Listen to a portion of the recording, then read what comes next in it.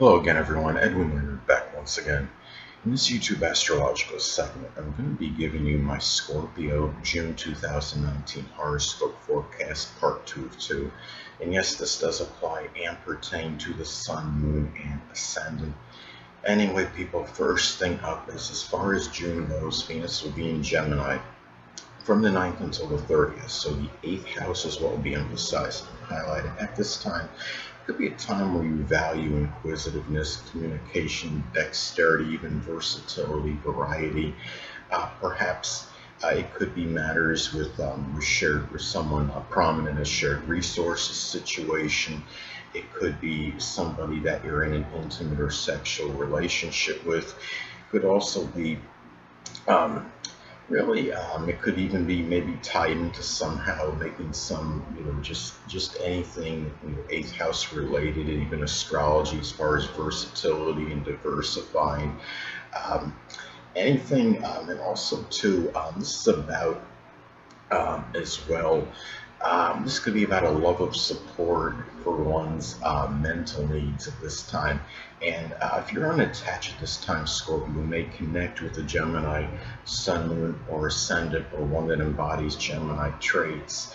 That could be a deep provocative connection. It could be something too where you might be spending as fast as you're making money. As far as 8th house matters go, it could be doing something. It could be in a shared resources situation. It could be spending on someone you're in an intimate connection with. It could be something on something astrological, something with psychology, or anything. It could be maybe it's tied in to maybe some kind of major change you're trying to make. Could also too, you might find at this time Gemini is a sign of the twins, of course. It could be where you might connect with one or more people at this time and try to have a deep connection with both, which would be kind of hard if you're seeing more than one person simultaneously, though. So anyway, well, next thing up is Mars will be in Cancer, so the 9th house is what we emphasized and highlighted. So at this time, well, you might find that the situation with in-laws and grandchildren may be more contentious or acrimonious than usual. It could manifest too in putting a lot of tenacious energy into 9th house matters such as higher education, publishing, religion. You might find yourself being a very strong family defender, especially as far as in-laws and grandchildren go at this time. It could also be where family battles and even some domestic issues in some cases might be tied into some issues with the law, so just be very careful at this time. This could be something too where you might become angry at a rather temperamental, clingy, moody, overprotective, oversensitive in-law or grandchild. It could also be about maybe being more sensitive to criticism and ridicule regarding one's religion and philosophical beliefs at this time as well. So anyway, next thing up, Jupiter will still be in Sagittarius, so the 2nd house is what we emphasized and highlighted. So at this time, as I've spoken about previously, Jupiter can be rather paradoxical. It can be very strongly benign and benevolent, but it can also have a tendency to enlarge and expand. In some cases, this can enlarge some foolhardy, self-righteous, over-optimistic, even over-enthusiastic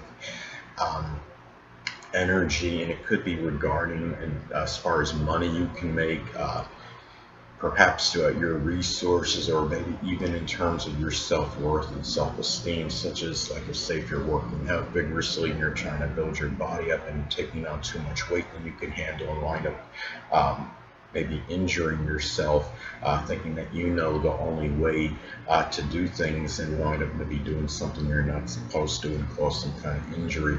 Now, it could also be very auspicious for Sagittarius related money-making endeavors, such as something with publishing, the law, higher education, something sports related, advertising, publishing. It could also manifest in some cases in having a lot of hope and optimism for incorporating religion and philosophy into your values more so perhaps than usual at this time. And also this could expand Sagittarius possessions. It could be something sports related, it could be law journals, advertising, publishing material, anything Sagittarius related. And also could be about having a lot of enthusiasm and exuberance in the sports and outdoors, and could have a strong impact on your self-esteem and self-worth. So next thing up, Saturn will be in Capricorn still, so the third house is what will be emphasized and highlighted. You might be experiencing this time some restrictions and limitations regarding your perhaps some matters with siblings, with cousins, with neighbors. In some cases, you might be taking care of a sickly or debilitated neighbor, cousin, or sibling. It might be something Capricorn related, such as something with the knees, the bones, or the joints, and make you feel somewhat despondent or melancholy.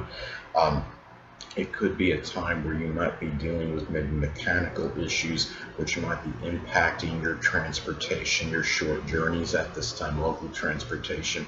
But could also manifest in some cases in taking really serious responsibility and consistent responsibility.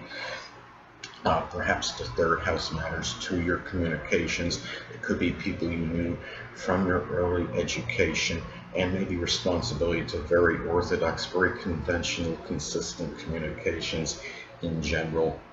So anyway, well, the next thing up is Uranus will still be in Taurus, so the seventh house is what will be emphasized and highlighted. Now, in some cases, this could be about Taurus friendships. They could be Taurus Sun, Moon, or Ascendant people, or ones that embody Taurus characteristics that might figure more prominently, perhaps in your relationships in general. It could be over legal matters. It could be just doing things with them, collaborating on maybe projects you're collaborating on. This could, or matters with competition, perhaps. And at the same time, this could also be about Uranus-type open adversaries. They could be people that are in astrology, aerospace, electronics, computers, innovation. I mean, you might find yourself dealing with more unusual, stubborn, obstinate behavior, perhaps from others in general, a grandmother even, a significant other. And your relationships may be more erratic and sporadic than usual. At the same time, if you're unattached at this time, Scorpio, you might find yourself marrying maybe a Taurus foreigner. Hold on a moment, people.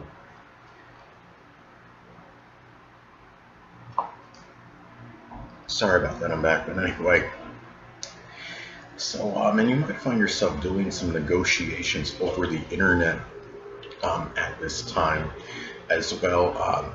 And also, too, this could be about maybe dealing with rather spontaneous and very unpredictable lawsuits at this time.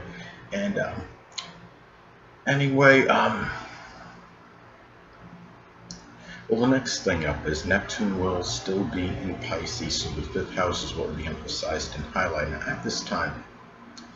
Well, you might find dealings with children, lovers. These people might be more deceptive or duplicitous than usual. Be careful against deluding yourself in matters of conjecture and speculation.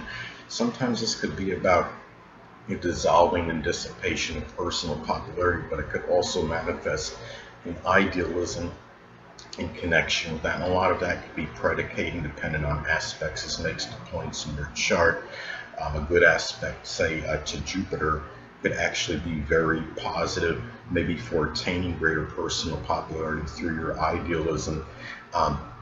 Could also be guard against children, lovers. Maybe there may be a greater propensity for them to become involved in drugs or alcohol at this time.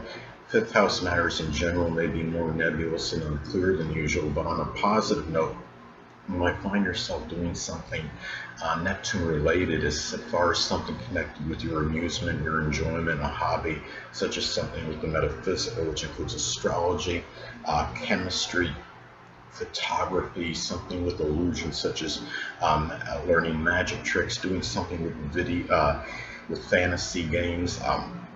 Could be too where you might be more interested, if you're a sports fan especially, in like hypothetical sports matchups, such as going on the internet and playing teams from yesteryear against each other, playing teams from the past against each other, or maybe becoming interested in fantasy baseball, something of that nature. And as I'm talking about before, simulated games such as playing the 1927 New York Yankees against the 1976 Reds as an example, or 75 Reds. So anyway, well, last but not least, Pluto will still be in Capricorn, so the third house is what will be emphasized and highlighted. At this time, I want to get back to the Neptune and Pisces, fifth house emphasized and highlighted. At the same time, remember that Neptune energy could be lethargic at times. So especially if this is if transit Neptune is making an adverse aspect to your Sun, Mars, or Ascendant, it could indicate you might feel more like fantasizing about fifth house matters and actually doing something in connection with them. So last but not least, Pluto will still be in Capricorn, so the third house is what we emphasize and highlight. Now, I know a lot of you don't want me to say the dreaded D word, but you know I'm going to anyway. In some cases, this could be about the actual or literal death of a sibling, a cousin, a neighbor, a person you knew in your early education. In some cases, too, this could be about power struggles with third house people as well. And maybe secretly, you might find gathering information on somebody. Maybe it's some dirt, so to speak, such as maybe a criminal record. You might find your mind more investigative than usual, doing some more sleuthing than usual. But also guard against obsessive compulsive issues, which could impact the rational mind, perhaps rational thinking. And also too, you might find yourself communicating more as far as Pluto subjects go, such as astrology, occult, supernatural, recycling, insurance, anything in matters pertaining to death at this time. And also this could be about trying to gain power through short journeys. I mean, maybe just saying, just as an example, well, offering to help people through rides, but wanting wanting something, of course, in return for it, something like that. So guard against using that as as far as a means of power or manipulation. So that's basically. And also, you might find yourself more involved in very deep research and maybe profound thinking. And the connections with siblings, cousins, neighbors may be more turbulent than usual at this time. Anyway, people, that'll conclude this YouTube astrological segment for my Scorpio June 2019 horoscope forecast part 2 of 2. Stay tuned next time. I'll be talking about the June 3rd, 2019 new moon in Gemini. Two things I want to get with you on before I head out. Firstly, the stars may impel, but do not compel. And secondly, never isolate any single astrological element, aspect, planetary placement, position, configuration, influence, or what have you. Make an analysis of a person, astrologically speaking, based on this alone, because astrologically speaking, the person is the sum of all their components in their natal chart and not just one. Until next time, people, stay well.